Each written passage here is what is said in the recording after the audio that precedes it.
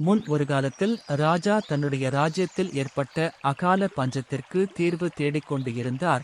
அப்போது அவர் இமயமலையின் அருகில் இருந்த காட்டு வழியில் செல்லும்போது அங்கு ஒரு குகையை கண்டார்.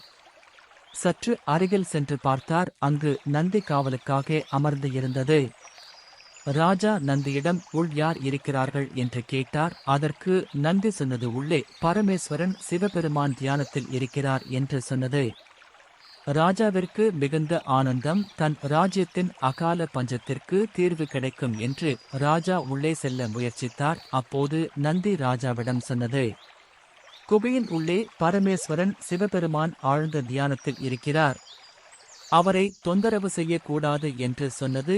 ஆனால் ராஜாவோ, நான் சிவபெருமானை பார்த்தே ஆக வேண்டும் என்று தன் ராஜ்ய நிலைமையை எடுத்து சொன்னார். அதற்கு நந்தி தினமும் என்னை வந்து பார் என்றார். ராஜாவும் நந்தியை தினமும் சென்று பார்த்தார். ஒரு நாள் நந்தி ராஜாவிற்கு உள் செல்ல அனுமதி அளித்தது. ராஜாவும் உள்ளே சென்று சிவனை தரிசித்தார்.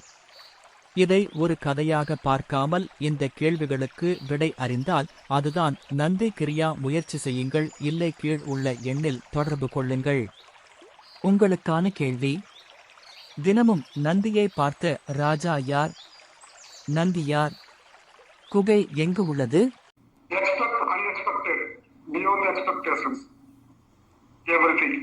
न्येवाधिकारस्ते मा फलेषु कदाचन।